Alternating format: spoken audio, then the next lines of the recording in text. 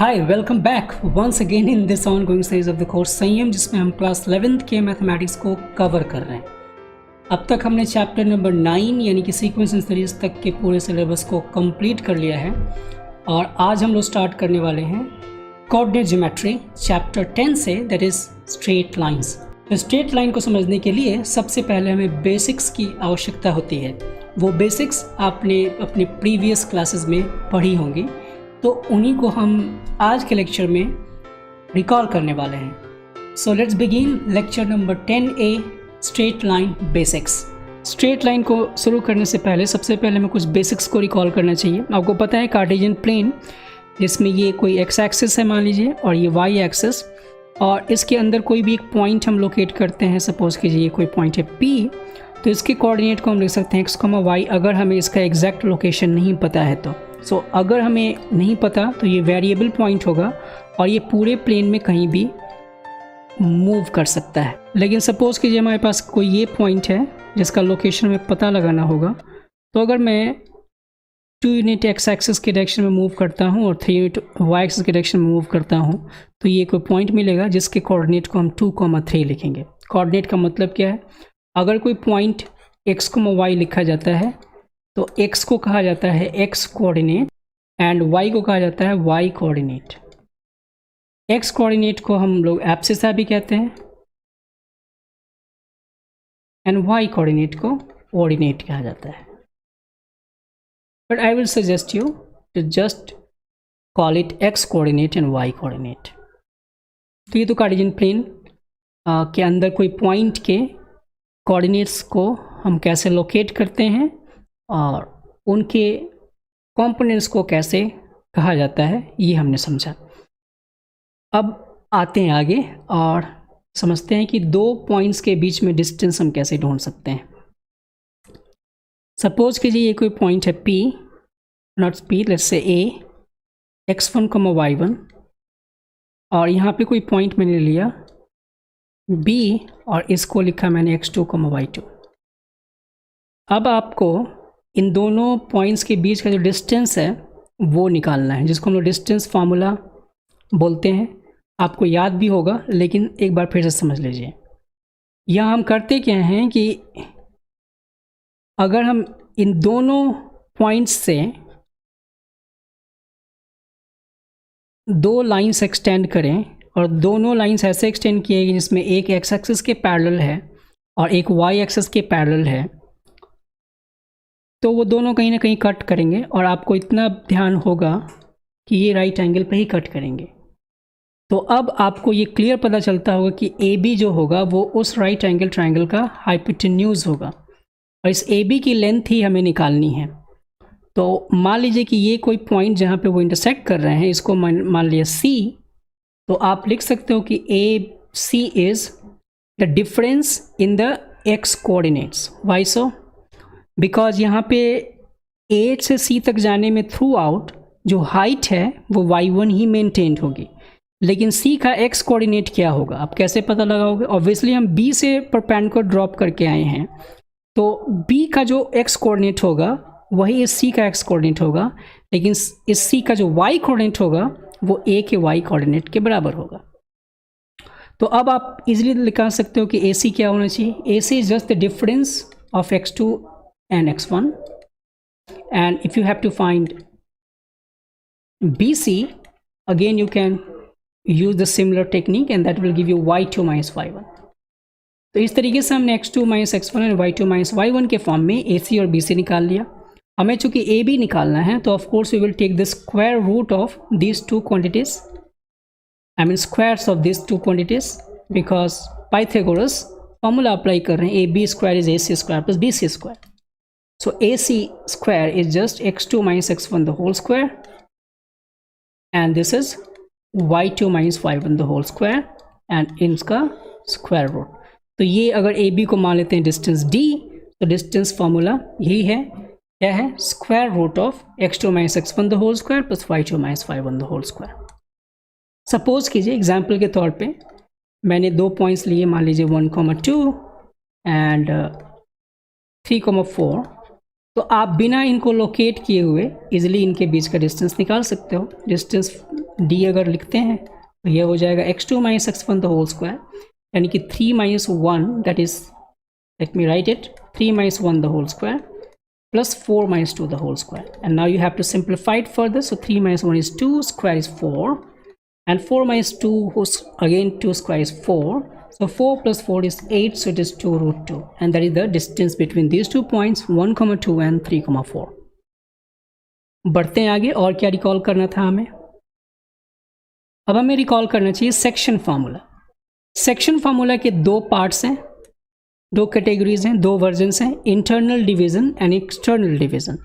तो सपोज़ कीजिए कि हमने एक कोई लाइन लिया और इस लाइन के ऊपर दो पॉइंट्स को स्थित किया। एक का कोऑर्डिनेट है x1 y1 जिसको हमने a कहा, और दूसरे के कोऑर्डिनेट्स हैं x2 y2 जिसको हमने b कहा। और एक पॉइंट इसी a और b को जोड़ने वाली जो लाइन है उसके बीच में कहीं ना कहीं है, लेट्स से c हियर। और ये जो c है इस पूरे लाइन सेगमेंट को m/n रेशियो में इंटरनली डिवाइड कर रहा है। मतलब a से c तक का लेंथ m अगर माना जाएगा तो c से b तक का लेंथ n होगा।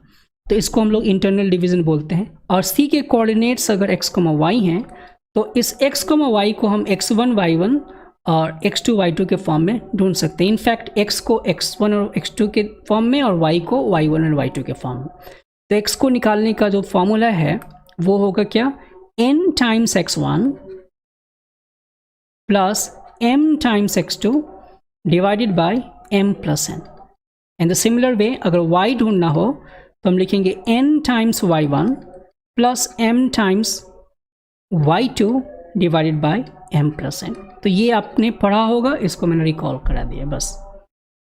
इसी तरीके से एक्सटर्नल डिवीज़न का मतलब है कि अगर मान लीजिए कि a और b अब ऐसे हैं, फिर से हमने इनके कोऑर्डिनेट्स को x1 y1 and x2 y2 कहा लाइक दिस, एंड तीसरा पॉइंट c अब इस बार बाहर है।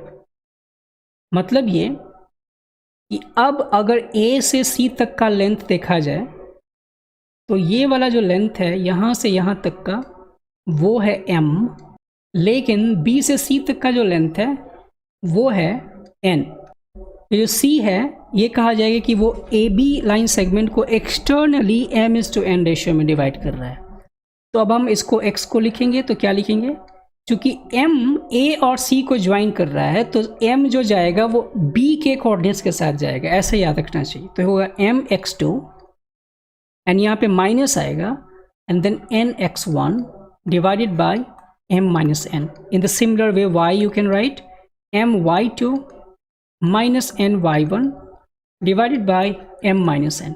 और इस तरीके से हमने ये दोनों चीज़ें रिकॉल कर ली। अब बढ़ते हैं आगे, देखते हैं और क्या रिकॉल करना है।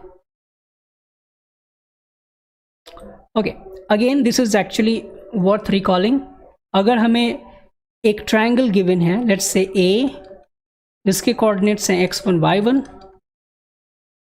उसका दूसरा वर्टेक्स है B, उसके कोऑर्डिनेट्स x2 y2, एंड जो उसका तीसरा वर्टेक्स है C that is x3 y3। और अगर हमें इस ट्रायंगल का एरिया फाइंड करना हो और एरिया का वो वर्जन लिखना हो जिसमें हमें इन कोऑर्डिनेट्स को शामिल करना है, तो वो क्या होता है, तो एरिया ऑफ ट्रायंगल ABC यहाँ लिखना होगा क्या, half times and the modulus of what, x1 times y2 minus y3 plus x2 times y3 minus y1 plus x3 times y1 minus y2। और इस तरीके से हम इस ट्रायंगल का एरिया निकालते हैं। इसका प्रूफ बहुत ही इजी है, आपको प्रूफ पता भी होगा। अगर नहीं पता है तो मैंने एक ब्लॉग भी लिखा है इसके प्रूफ को एक्सप्लेन करते हुए, उस ब्लॉग को आप लोग देख सकते हो, जाके पढ़ सकते हो। पढ़ना अच्छी बात है, तो उसका लिंक मैं डिस्क्रिप्शन में दे दूंगा। बढ़ते हैं आगे। अब ये तीन चीज़ें इंपॉर्टेंट थी जो रिकॉल करने वाली थी। स्ट्रेट लाइन का जो मेन टॉपिक स्टार्ट होगा, जो आपको 11th क्लास में एक्चुअली नए तरीके से इंट्रोड्यूस किया जाएगा, वो आपको नेक्स्ट लेक्चर से मिलेगा। यहाँ हम लोग एक्चुअली फर्स्ट एक्सरसाइज जो आपके एनसीईआरटी बुक में, जो टेक्स्ट बुक में गिवन है, उसको करने में कौन कौन से कॉन्सेप्ट्स अप्लाई होंगे, कौन कौन से कॉन्सेप्ट्स आपके दिमाग में रिकॉल हो जाने चाहिए, उनको हम लोग यहाँ डिस्कस कर रहे हैं। और इनफैक्ट हम लोग सभी क्वेश्चंस को डिस्कस भी करेंगे। Let us see. तो द फर्स्ट क्वेश्चन क्या है? Draw a quadrilateral in the Cartesian plane whose vertices are -4, 5, 0, 7, 5, -5, 4, -2 and also find its area। तो मैंने पहले ही ये ड्रॉ कर लिया ताकि वो आपको बोरिंग ना लगे। तो ये 0,7 है, आपको ये पता है, ये 0,0 रख दिया हमने, और ये मान लिया हमने कि ये 0,7 है। उसके बाद ये कोई पॉइंट मान लिया मैंने 5, -5, बिकॉज ऑफ कोर्स ये होना चाहिए किस क्वाड्रेंट में?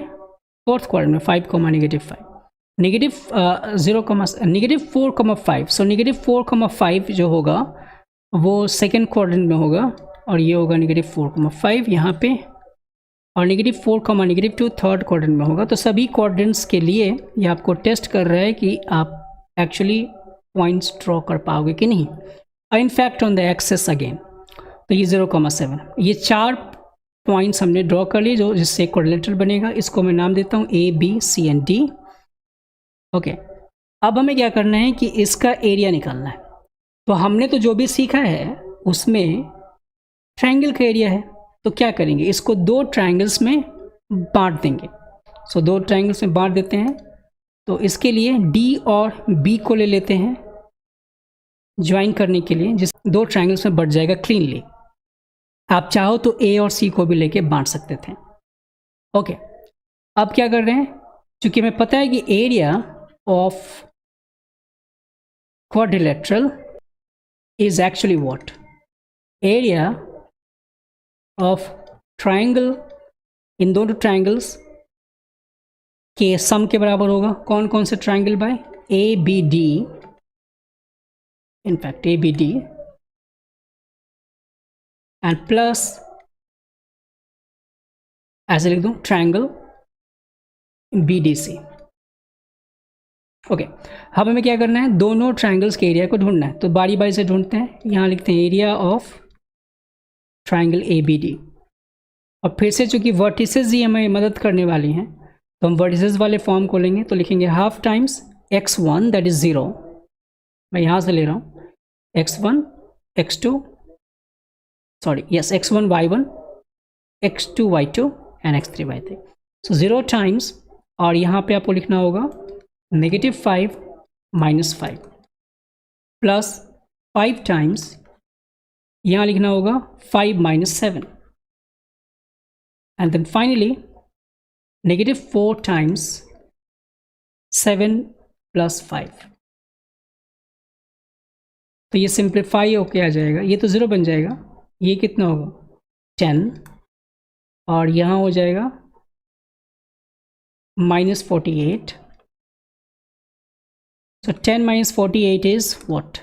-38, and उसका मॉड लेंगे तो 38 एंड डिवाइड बाई 2 इज 19। अगर मैंने कैलकुलेशन सही किया है तो ये 19 आना चाहिए।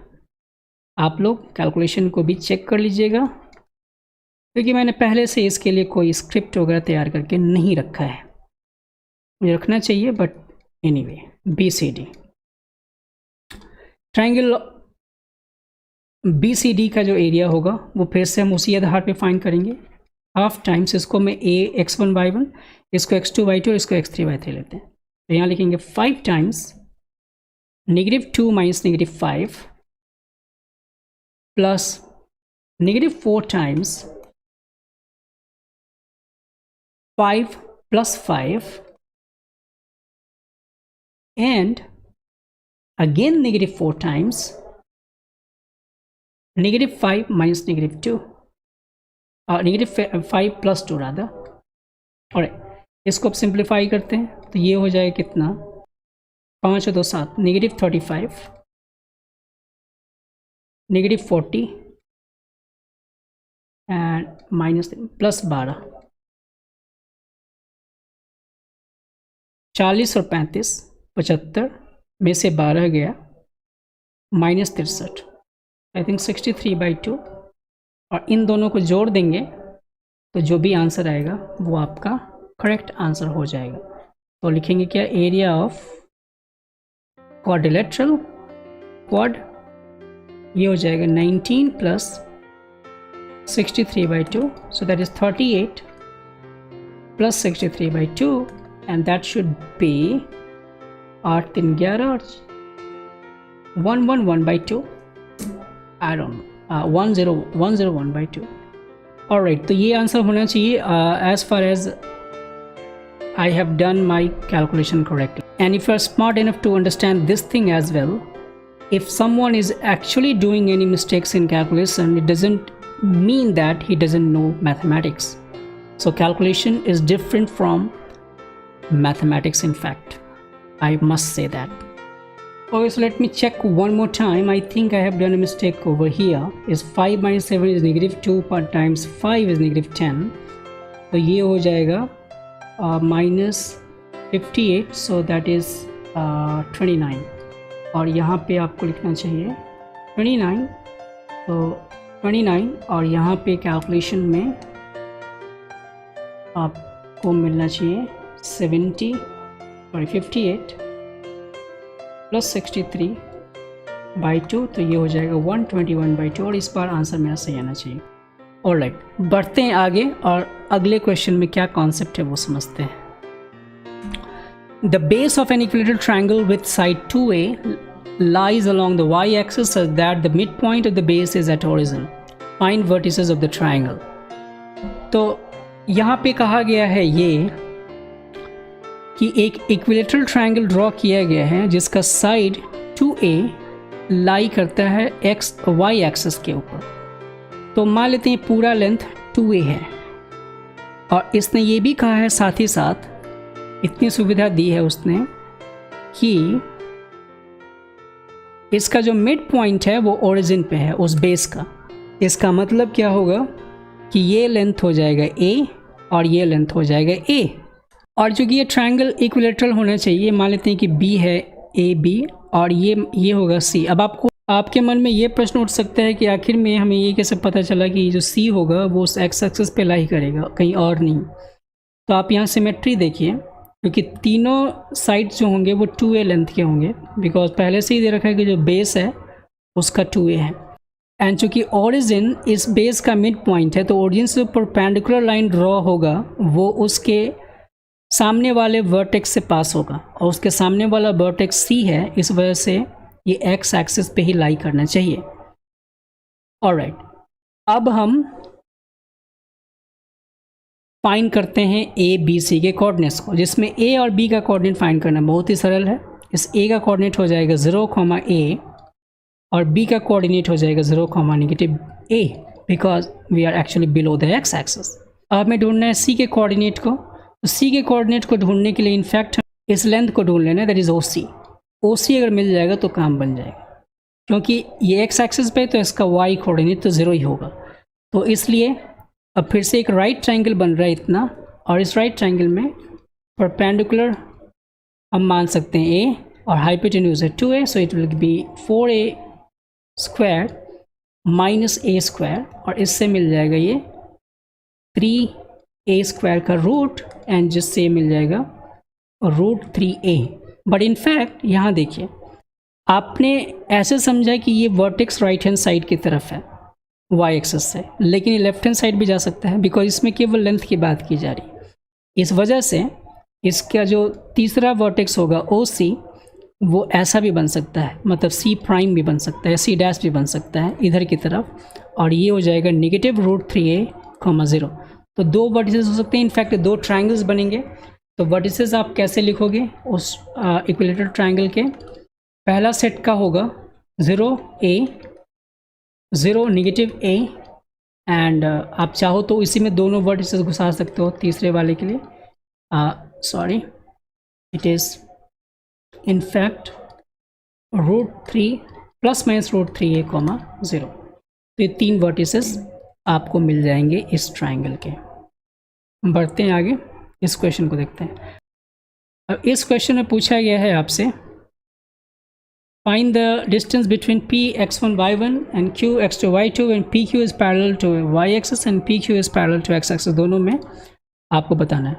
तो पहले केस के लिए इसने कहा है कि pq is parallel to x axis, तो p है x1 y1 और q है x2 y2,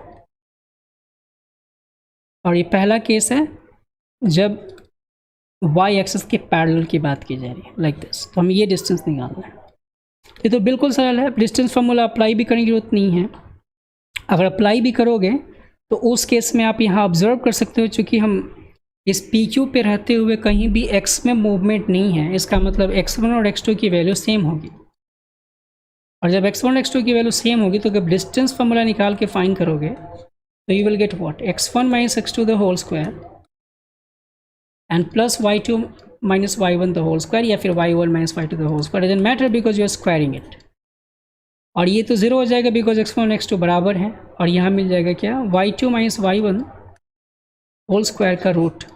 लेकिन हमें ये नहीं पता कि y1 बड़ा है कि y2, y1 ऊपर है या y2 नीचे है, हमें ये एग्जैक्टली नहीं पता। इस वजह से यहाँ पे हमें लेना पड़ेगा इसका एब्सोल्यूट वैल्यू, मतलब जो भी आएगा उसका हमें मैग्नीट्यूड लेना चाहिए, because we are in fact finding the distance between two given points and distance cannot be a negative quantity. इसी तरीके से अगर दूसरे पार्ट में आगे बढ़ें तो दूसरे पार्ट के लिए भी हम ऐसे सोच सकते हैं कि अगर P और Q इस बार x एक्सिस के पैरेलल हो जाएं तो ये x1 y1 यहाँ होगा एंड x2 y2 यहाँ होगा, और जब x एक्सिस के पैरेलल होगा तो उस केस में हमें y1 is equal to y2 लेना पड़ेगा। एंड अब आप समझ चुके हो कि यहाँ से हम x1 पे स्थित हैं और x2 तक पहुँचे हैं, यानी कि जो डिस्टेंस यहाँ होना चाहिए वो x2 और x1 के बीच का जो डिस्टेंस होगा वही बराबर, वो उसी के बराबर होगा। लेकिन फिर से यहाँ मैग्नीट्यूड लेना होगा because we don't know in fact whether x2 is greater than x1 और x1 is greater then x2। तो ये भी क्वेश्चन आपने समझ लिया होगा। बढ़ते हैं आगे। ओके, सो इस क्वेश्चन में पूछा गया है find a point on the x axis which is equidistant from the point 7,6 and 3,4। तो ऐसा करते हैं कि ये दो points, okay I don't know, तो ये मान लेते हैं कि ये कोई पॉइंट है 7,6, भले ये स्केल नहीं है, सही है स्केल नहीं है, 3,4 यहाँ पे है, और ये कोई पॉइंट P है जिसको हमें ढूंढना है जो एक्स एक्सिस पे स्थित है। तो एक्स एक्सिस पे जो भी पॉइंट होगा उसका y कोऑर्डिनेट 0 होगा, यह जानते हुए हमने इस पॉइंट के x कोऑर्डिनेट को लिखा है x और y कोऑर्डिनेट को लिखा 0। अब हमसे क्या पूछा गया, सपोज कीजिए इस पॉइंट को हमने P माना, इसको A एंड इसको B, so mathematically it is actually asking to find the coordinate of this point P, that means we have to find the value of x whenever we have AP is equal to BP। So AP कैसे ढूंढेंगे भाई, distance फार्मूले से ढूंढेंगे of course. तो यहाँ हो जाएगा square root of x minus 3 the whole squared and plus 0 minus 4 the whole squared and is equal to square root of BP. BP is x minus 7 the whole squared plus 0 minus 6 the whole squared.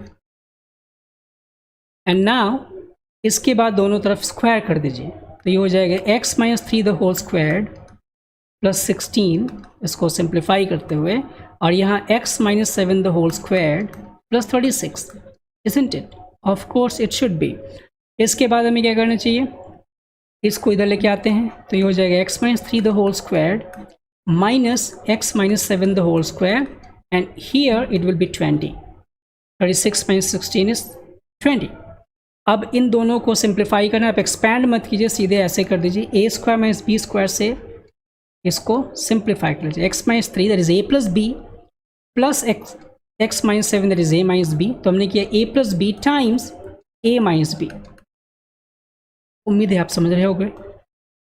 अब यहाँ जो कुछ भी cancel होगा उसको cancel करते, तो यहाँ से x कैंसिल हो जाएगा और यहाँ से ये हो जाएगा 2x minus 10 times 4 is equal to 20, जिससे 2x माइनस 10 की वैल्यू मिल जाएगी 5 और x की वैल्यू मिल जाएगी 15/2। इसलिए जो कोऑर्डिनेट हम ढूंढने चले थे उसको अगर लिखा जाए तो हो जाएगा 15/2, 0। आपने इसको समझ लिया होगा। अब बढ़ते हैं आगे। इस लेक्चर के लास्ट टॉपिक पे, that is shifting of origin. Shifting of origin का मतलब क्या है? मान लीजिए कि कोई एक पॉइंट आपके प्लेन में स्थित है यहाँ पे P, और इसको मैंने कहा कि इसके कोऑर्डिनेट्स हैं लेट्स से x, y, लेकिन ये तब हैं जब आपने इस ओरिजिन के रेस्पेक्ट में इसको फाइंड आउट किया है। मतलब आप इसको फाइंड आउट करने के लिए इस ओरिजिन से x यूनिट के डिस्टेंस पे आप पहुँचे हो x एक्सिस के अलॉन्ग, एंड y यूनिट के डिस्टेंस पे पहुँचे हो y एक्सिस के अलॉन्ग, तब कहीं जाके ये पॉइंट आपने डिस्कवर किया है। लेकिन कोई आया और ये कहता है कि नहीं, मैं यहाँ से स्टार्ट नहीं करूँगा, मैं यहाँ से स्टार्ट करूँगा, तो उसने क्या किया कि उसने ओरिजिन को ही शिफ्ट कर दिया। तो जब वो ओरिजिन को शिफ्ट करेगा तो साथ ही साथ x axis and y axis भी ओरिजिन के साथ चले जाएंगे। तो अब जो नया वाला x एक्सिस और y एक्सिस है वो ये वाला है, इसको मैं मान लेता हूँ x dash and y dash, and पुराने वाले को जैसे x और y मानते हैं वैसे हमने छोड़ दिया। लेकिन अब ये जो नए वाले भाई साहब हैं x डैश y डैश, इनके आधार पे इस पॉइंट P का कोऑर्डिनेट तो कुछ और होगा। तो उस पॉइंट P के लिए मैंने लिखा P डैश और उसके कोऑर्डिनेट को लिख दिया मैंने a, b। अब बात आती है कि ओरिजिन को उसने कहाँ शिफ्ट किया होगा। तो सपोज कीजिए कि वो उसने शिफ्ट किया है h, k पे। तो अब हमें बताना है कि इस h, k पे ओरिजिन को शिफ्ट करके जो नया कोऑर्डिनेट a, b मिला है वो पीछे वाले यानी पुराने कोऑर्डिनेट से किस तरीके से रिलेटेड है। Is very easy to find out. How come? Let us see. आप यहाँ देखिए, अगर आप यहाँ से एक परपेंडिकुलर ड्रॉप करोगे इस पे और फिर से इसी पॉइंट से परपेंडिकुलर ड्रॉप करोगे इधर y एक्सिस पे, तो आपको ये पता चल गया होगा कि ये पूरा लेंथ x है और ये पूरा लेंथ y है। लेकिन अब आपने h और k यूनिट का मूवमेंट कर लिया x और y एक्सिस के डायरेक्शन में रिस्पेक्टिवली। इसका मतलब कि अब इस a, b के लिए इस h, k से मेजर करना होगा। तो ये जो h यूनिट का डिस्टेंस है वो अब घट जाएगा पूरे x यूनिट से, यानी कि अब ये जो लेंथ होगा वो हो जाएगा x माइनस h, और ये जो लेंथ होगा वो हो जाएगा y minus k। It means for the new coordinate that is a, b, we should write what? हमें लिखना चाहिए a के लिए x minus h and b के लिए y माइनस k। इसका मतलब क्या है कि जो x था वो था न्यू कोऑर्डिनेट, तो इसको मैं अगर वर्ड्स में लिखना चाहूँ तो ये हो जाएगा new coordinate is what? Old coordinate minus h, अगर ये x है तो। And similarly y new is equal to y old minus k। तो अब ये समझना मुश्किल नहीं है। सपोज कीजिए कि ओरिजिन को एक एग्जाम्पल के तौर पे समझते हैं। ओरिजिन को हमने शिफ्ट कर दिया 4, 3 पे, और आपसे पूछा जाए कि what is the x new and y new. Late me right little clear, x new and y new for the point 2, 7। So obviously ये जो हमारे पास कोऑर्डिनेट्स हैं ये हैं ओल्ड कोऑर्डिनेट और ये न्यू कोऑर्डिनेट हमें ढूंढने हैं। तो कैसे लिखे जाएंगे? x new is what? Old minus, और ये पॉइंट है h, k जहाँ ओरिजिन को शिफ्ट किया गया था। तो ऑब्वियसली ये हो जाएगा 2 minus 4 is -2, and y new को अगर लिखना होगा तो you have to write 7 minus 3 that is 4। इसलिए जो पॉइंट होगा नया वाला वो -2,4 होगा। आई बात समझ में? Alright, so this was lecture number 10A, जिसमें हमने कोऑर्डिनेट ज्योमेट्री के कुछ बेसिक्स को रिकॉल किया एक वार्म अप के तौर पे। तो हम लोग अगले लेक्चर में यानी कि लेक्चर नंबर 10B से स्टार्ट करने वाले हैं स्ट्रेट लाइन को, जिसमें हम लोग सबसे पहले समझेंगे कि स्ट्रेट लाइन का स्लोप कैसे फाइंड किया जाता है और उस पर आधारित कुछ questions. So we'll meet in the next class now, and till then you have to take care of yourself and keep doing mathematics with Sanyam. Thanks.